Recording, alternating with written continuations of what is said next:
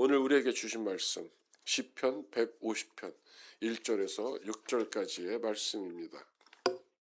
우리 함께 짧은 성경이니까 우리 다 함께 같이 봉독하도록 하겠습니다. 할렐루야. 시작.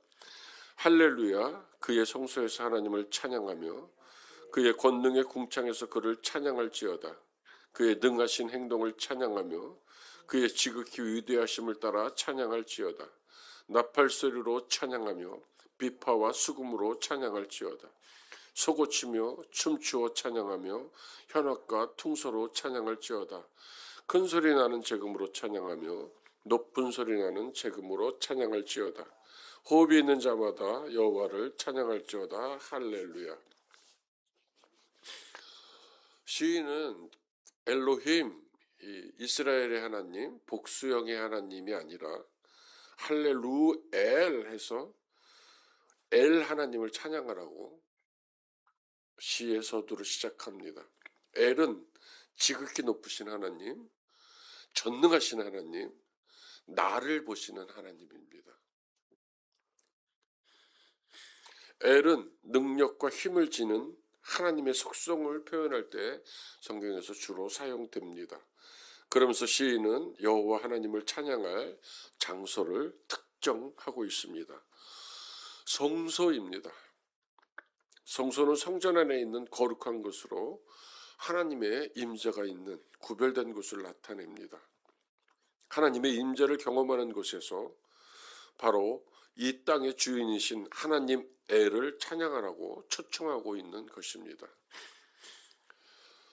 예수의 구속이 이루어진 이후에 성경은 성서를 다시 해석합니다. 고린도전서 3장 16절에 보면 너희가 하나님의 성전인 것과 하나님의 성령이 너희 안에 계시는 것을 알지 못하느냐.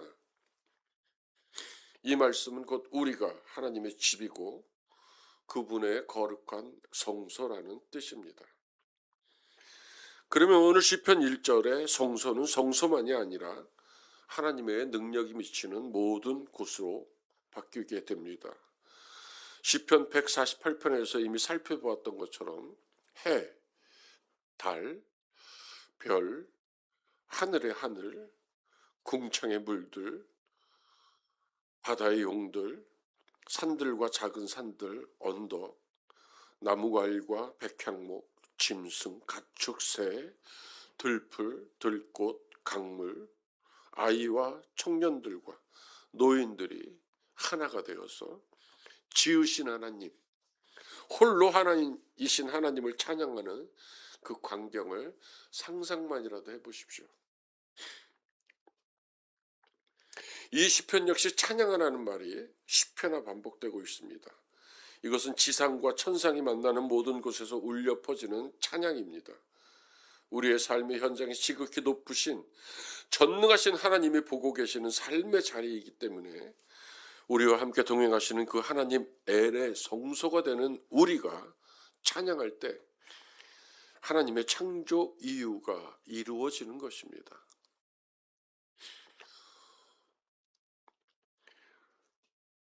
히브리 시편에서는 150편 2절이 이렇게 시작합니다. 한루 후 오늘 우리가 읽은 그의 능하신 행동을 찬양하며 전에 그를 찬양할지어다. 그의 능하신 행동을 찬양하며 그의 지극히 위대하심을 따라 찬양할지어다. 다시 해석하자면 그의 위대한 능력으로 인하여 그를 찬양하라, 이런 뜻입니다. 그의 위대하신, 그의 능하신 행동, 시인이 기억하는 하나님은 모세의 하나님입니다. 신명기 3장 24절에 이렇게 모세와 하나님이 묻고 답합니다. 주 여호와여, 주께서 주의 크심과 주의 권능을 주의 종에게 나타내시기를 시작하였사오니 천지간에 어떤 신이 능히 주께서 행한 일, 곧 주의 큰 능력으로 행하신 일같이 행할 수 있겠습니까? 라고 하나님께 모세가 얘기합니다. 이 일은 하나님 밖에는 어느 신도 어느 누구도 할 수 없다라고 40년의 광야 생활을 마치는 그 마지막 느보산에서 임종을 앞두고 하나님께 고백하는 모세의 고백입니다. 하나님을 기억하고 하나님을 찬양하는 주의 종들에게는 여전히 지극히 높으신 전능하신 하나님께서 하나님의 큰 능력으로 행하실 것이니 그의 지극히 위대하심에 걸맞게 하나님을 찬양하라라고 초청하는 것입니다. 이 놀라운 하나님의 구원하심은 개별적이 아닙니다. 지금 엘의 하나님, 개인 한 사람 한 사람을 살펴보시는 전능하신 하나님을 노래하는 시편이지만 이 놀라운 하나님의 구원하심은 개별적이 아닙니다. 하나님을 찬양하는 모든 것들에게 행하시는 하나님의 위대함입니다. 경이로움이고 신비이며 우리가 매일 부르는 찬송 중에 거하시는 하나님이시기에 은혜이고 복입니다. 지금 광주 회덕동에 개발되기 전에 큰 가수원을 하고 있는 분이 계셨습니다. 어느 날 그 개발이 되면서 그분들이 짓고 있던 포도 농장 앞으로 길이 끊기게 됩니다. 이제는 어떻게 살지? 1년 농사가 망치고 그것도 새 들어서서 짓는 농사인데 그분이 목사님을 찾아옵니다. 목사님이 이렇게 말씀하셨다고 합니다. 문을 걸어 잠그고 온 가족이 찬양만 3일 동안 찬양만 해라. 하나님의 인도하심을 하나님의 위대하심을 신뢰하고 찬양만 하라. 찬양만 했답니다. 돌다리를 놓을 수도 있고 친척들을 불러서 실어낼 수도 있는 그 상황에서 찬양만 했다고 합니다. 3일째 되는 날 바깥에서 누가 문을 두드리면 어떤 공사 현장 관계자들이 와서 우리가 이 포도밭에 공사를 해야 되는데 자꾸 포도밭 수확이 늦어지고 있는 것 같으니까 우리가 그 포도밭을 다 수확하는 값을 치고 인수하겠다. 찬양의 능력은 모세에게 나타났던 능력은 우리에게도 우리의 삶 속에서도 지금도 일어납니다. 저도 요새 새로운 한 해를 앞두고 그 두려움도 있고 또 마음이 여러 가지 지쳐 있는 상태도 있습니다. 근데 오늘 어젯밤에도 일찍 깨서 2시쯤 깨서 뜬 눈으로 좀 이런저런 생각을 했던 것 같습니다. 그래서 교회 일찍 왔는데 5시 전에 왔는데 우리 이혜옥 집사께서는 벌써 방송이 자꾸 요새 기계 상황이 부팅을 오래 시키고 그래야 되니까 아주 일찍 옵니다. 10분 일찍 오시더니 지금은 뭐 거의 한 30-40분 일찍 오시는 것 같아요. 그래서 제 방으로 들어가서 설교를 준비하기 전에 제가 내년에 부를 그 포도나무 성가대 찬양을 준비하고 있는데 그 찬양을 컴퓨터를 통해서 들었어요. 찬양을 듣는 순간에 하나님께서 제게 허락하셨던 그 모든 문제의 채증들을 다 이렇게 내려주시더라고요. 그래서 오늘 가벼운 마음으로 올라와서 설교를 합니다. 이제 하나님을 찬양할 수 있는 모든 악기들이 동원됩니다. 3절부터 시작돼서 5절까지 나팔, 비파, 소리, 수금, 소고, 춤, 현악, 퉁소. 제가 음악을 하는 목사니까 하나하나 살펴보길 원합니다.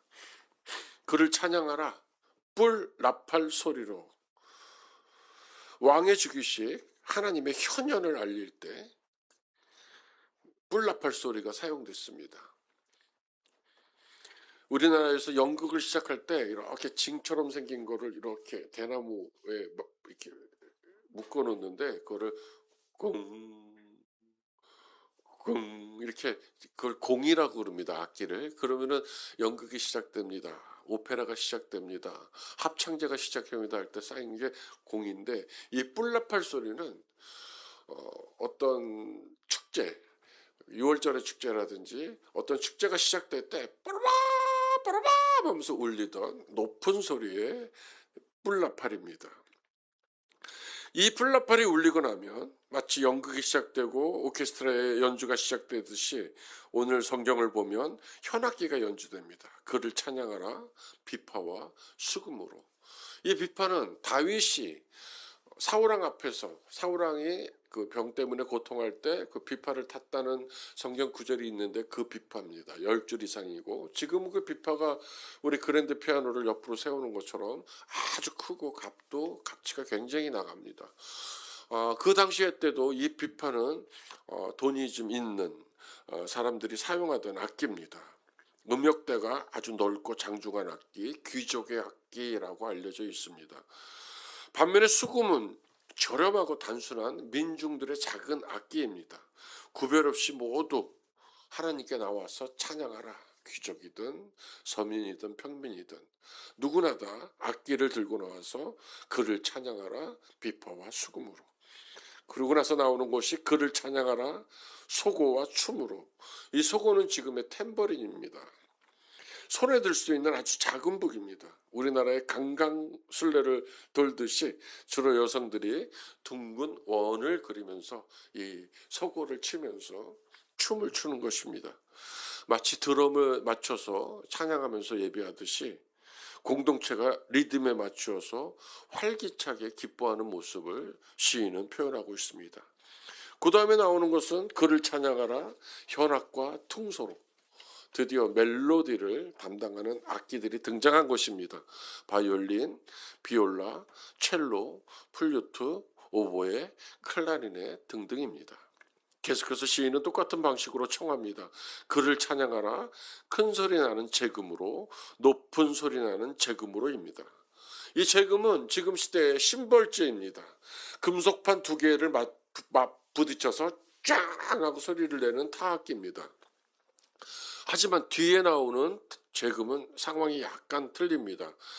뒤에 나는 큰 소리 나는 재금은 그 의미가 좀 다른데요. 큰 소리와 높은 소리로 이 번역된 이 말은 기쁨을 표현하는 음악적인 소리, 환호성입니다. 오벳 에돔의 집에 여호와의 괴가 석 달을 있게 됐을 때 성경은 하나님의 괴로 인해서 오벳 에돔과 그 온 집에 복을 주셨다고 기록하고 있습니다. 이제 그의 언약궤가 다윗성으로 올라오게 됩니다. 다윗이 여호와 앞에 힘을 다하여 춤을 추는데 그때 다윗이 배 에봇을 입었더라. 다윗과 온 이스라엘 족속이 즐거이 환호하며 나팔을 불고 여호와의 궤를 메어오니라. 왕은 왕복을 벗고 예배자의 옷 에봇을 입습니다. 그리고 이스라엘 백성이 즐거이 환호하는 장면이 나오는데 이 즐거이 환호하며가 오늘 성경에서 나오는 높은 소리, 테루와 찬송 중 성경에서 찬송이라는 말이 참 많이 많은 말을 찬송으로 번역했는데 그 중에 테루와 기뻐서 뱅글뱅글 도는 감정을 표현한 것입니다. 예수께서 예루살렘에 입성할 때 호산나 호산나라고 어린아이들이 기뻐서 종려나무 가지를 흔들 때 한번 저를 보세요. 그냥 이렇게 흔들었겠습니까? 와 왕이 오신다. 그런 표현입니다. 이것은 우리가 하나님한테 표현할 수 있는 가장 격렬한 환호성일 수 있겠지만 이 반응을 성경은 하나님이 먼저 하셨다 이렇게 나옵니다. 내가 너희로 인하여서 잠잠히 기뻐하고 그 기쁨을 감출 수가 없다라는 고백을 하십니다. 그때 나오는 것이 주님의 환호성이고 주님의 춤입니다.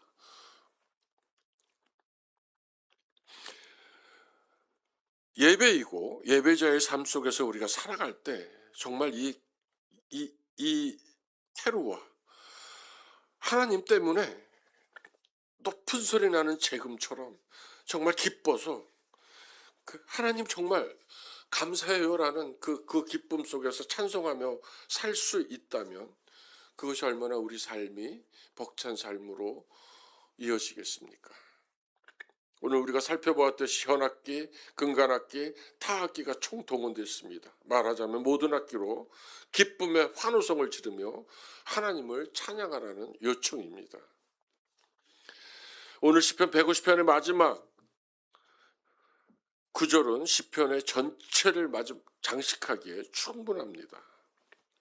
우리 6절 함께 봉독합니다. 시작.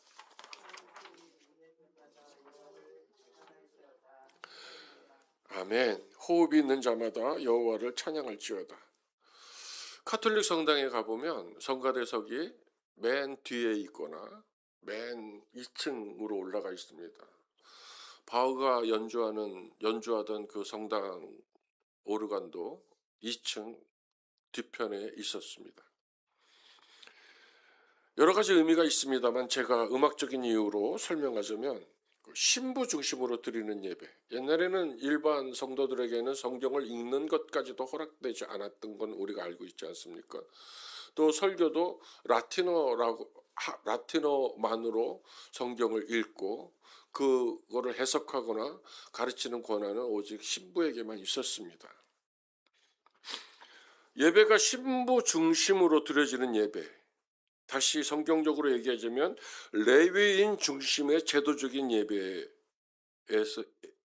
예배가 계속 지속됐는데 거기에 평신도들이 부르는 찬양, 이 찬양이 갖고 있는 아름다움, 하나님의 임재 가운데서 불려지는 찬양 속에서 하나님의 드러나심, 하나님의 현현이 제사장들이 중심으로 이어지는 형식적인 예배를 통해서 드러나는 것이 아니라 찬양을 통해서 드러나는 것에 대해서 문제라고 생각한 성당 가톨릭 입장에서 말씀보다 레위인들의 권위가 더 앞서야 되기 때문에 찬양대석을 2층으로 뒤로 뺐다라는 것이 정설이고 그것이 맞는 해석입니다.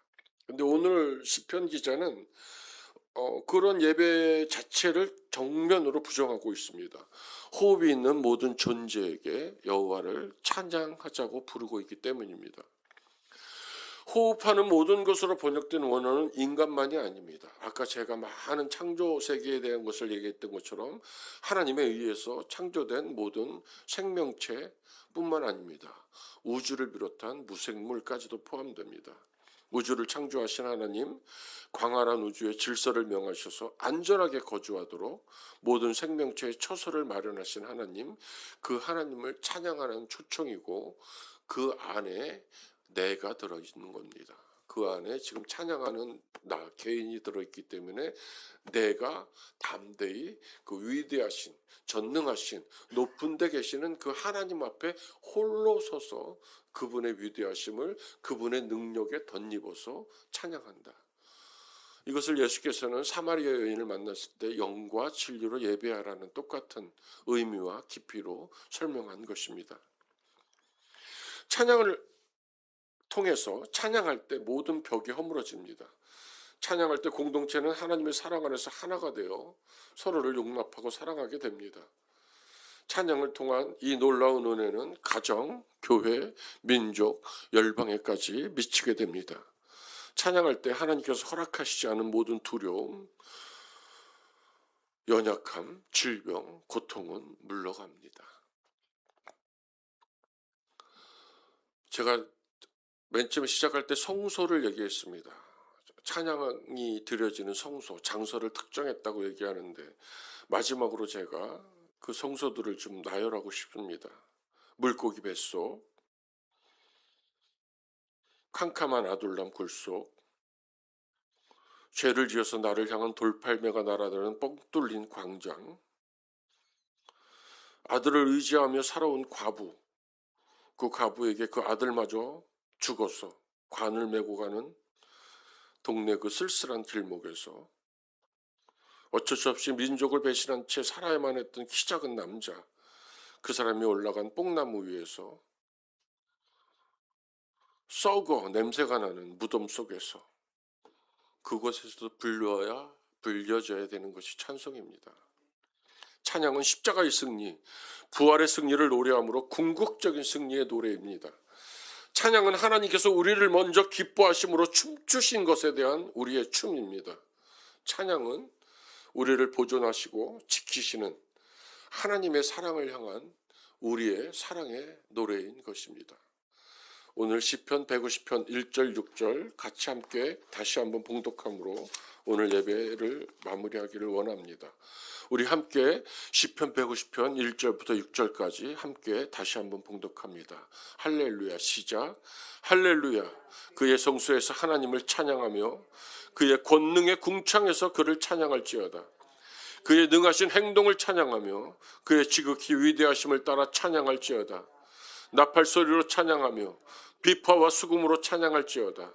서고치며 춤추어 찬양하며 현악과 퉁소로 찬양할지어다. 큰 소리 나는 제금으로 찬양하며 높은 소리 나는 제금으로 찬양할지어다. 여호와를 찬양할지어다. 할렐루야. 우리 1절 말씀 붙들고 이 시간에 기도하기를 원합니다. 할렐루야. 그의 성소에서 하나님을 찬양하며 하나님 허락하신 삶의 현장에서 우리를 성소 삼으신 하나님을 찬양하며 살아갈 수 있도록 우리를 도와주시옵소서. 하나님, 내 삶의 모든 여정 속에서 모든 상황 속에서 하나님을 인정하고 나를 보시는 그 하나님을 찬양하며 살아갈 수 있도록 하나님은 나를 도와주시옵소서. 우리 주여 한번 외치고 통성으로 기도합니다. 주여, 부족한 인생을 구원하시고 부족한 인생을 하나님의 백성 삼으시고 이제는 우리 삶, 우리 마음속에 성전 삼아 들어와 계셔서 동행하시는 거하시는 하나님께 영광을 돌립니다. 하나님, 오늘 주를 의뢰합니다. 하나님, 주를 신뢰합니다. 내 모든 삶의 현장이 하나님의 삶의 현장입니다. 하나님이 허락하신 삶의 현장입니다. 하나님이 주목하시고 살펴보시는 삶의 현장입니다. 하나님이 동행하시는 삶의 현장입니다. 하나님의 능력이 하나님이 함께하시고 하나님의 것으로 채우시는 삶의 현장입니다. 하나님께서 인도하셨고 하나님께서 머물게 하신 삶의 현장입니다. 주님, 내가 머문 곳이 하나님이 머문 곳입니다. 이곳에서 하나님을 찬양하기 원합니다. 하나님은 나를 도와주시옵소서. 하나님의 위대함으로 찬양하게 하소서. 하나님의 능력으로 찬양하게 하시옵소서. 하나님을 향한 감사함으로 찬양하게 하시옵소서. 하나님을 향한 사랑으로 하나님이여 내 삶을 하나님께 드리며 고백할 수 있도록 인도하여 주시옵소서. 천능자 역사하여 주시옵소서. 천능자 역사하여 주시옵소서.